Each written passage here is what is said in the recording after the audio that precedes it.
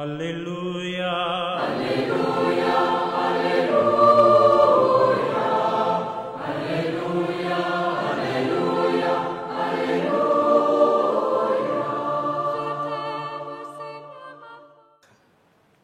Le Seigneur soit avec vous. Et avec votre esprit. Évangile de Jésus-Christ selon saint Luc.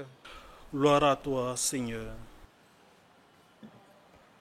En ce temps-là, Jésus disait au chef des pharisiens qu'il avait invité: quand tu donnes un déjeuner ou un dîner, n'invite pas tes amis, ni tes frères, ni tes parents, ni de riches voisins.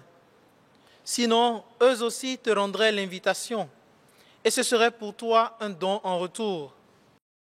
Au contraire, quand tu donnes une réception, invite des pauvres, des estropiés, des boiteux, des aveugles. Heureux seras-tu, parce qu'ils n'ont rien à te donner en retour. Cela te sera rendu à la résurrection des justes. Acclamons la parole de Dieu. Louange à toi, Seigneur Jésus.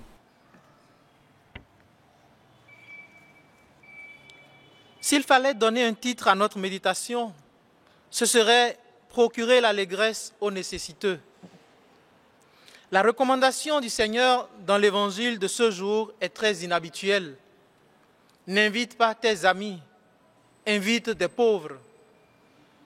Quand on donne une réception, on n'appelle que ses proches et connaissances, parce que la fonction sociale de toute fête est de créer un cadre de grande joie.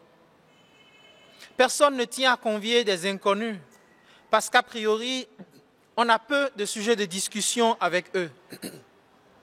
Personne ne veut convier des violents parce qu'on veut profiter d'un moment de sérénité et de relax. On évite même d'inviter des amis qui risquent de nous mettre mal à l'aise. On choisit avec soin le lieu, les repas, la décoration, toujours dans la même perspective: entretenir un climat agréable et de convivialité, où tous les éléments sont pensés pour distiller la bonne humeur et la joie totale. C'est dans ce cadre festif et joyeux que s'inscrit le message de Jésus. N'invite pas tes amis, invite des pauvres. Le propos du Seigneur n'est pas de bannir l'invitation des proches, qui, en soi, constitue un moyen efficace pour cultiver la fraternité et l'amitié. Il y a ici une différence nette entre la réception selon les hommes et le festin selon le regard de Jésus. Pour se garantir une plénitude de joie, les hommes organisent leur réjouissance en choisissant des éléments qui ont la fonction sociale de créer un cadre festif et joyeux: l'environnement et surtout les personnes. Dans l'Évangile, l'image de la réception et la référence à la résurrection des justes nous inspire le cadre du festin de l'époux. Au festin du royaume, c'est Jésus lui-même qui est la source de la vie. Et c'est lui qui vivifie toutes choses. C'est de lui que toute autre réalité prend sens. En s'incarnant, Jésus vient nous révéler les mystères du royaume. En utilisant le symbole de la fête, le Seigneur nous exhorte à une attention particulière, qui est de communiquer la vie aux pauvres. Communiquer la vie aux nécessiteux, ce n'est pas leur donner le superflu, ni leur glisser la pièce qui traîne dans la voiture ou dans la poche. Il s'agit de promouvoir un don qui étonne le pauvre, un geste qui a une valeur inattendue, le geste qui redonne du souffle. Payer par exemple le loyer de la veuve, scolariser l'orphelin, assister le chômeur dans ses frais de dialyse. Procurer la vie aux pauvres, ce n'est pas lui faire plaisir, mais c'est se préoccuper de ses intérêts. Comme le précise saint Paul dans la première lecture, il ne s'agit pas nécessairement de mettre ses propres intérêts entre parenthèses, bien que ce soit là l'idéal, mais il s'agit déjà de penser aussi à ceux des autres, à la hauteur où eux-mêmes ils y pensent. En cela, saint Charles Borromée, dont nous faisons mémoire en ce jour, constitue un modèle à imiter et une voix à entendre nécessairement. Il prit soin des pauvres et soignait lui-même les pestiférés quand la peste faisait rage à Milan, en Italie, en 1576.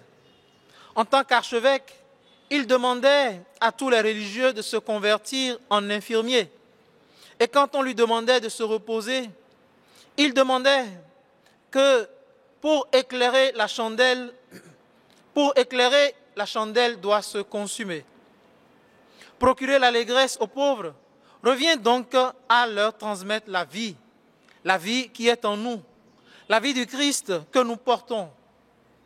C'est se déterminer à ôter aux pauvres l'angoisse du lendemain, l'étouffement du qu'en dira-t-on, l'amertume de la solitude, l'insécurité des dettes et plus encore la fragilisation de l'estime de soi que génère le sentiment d'impuissance.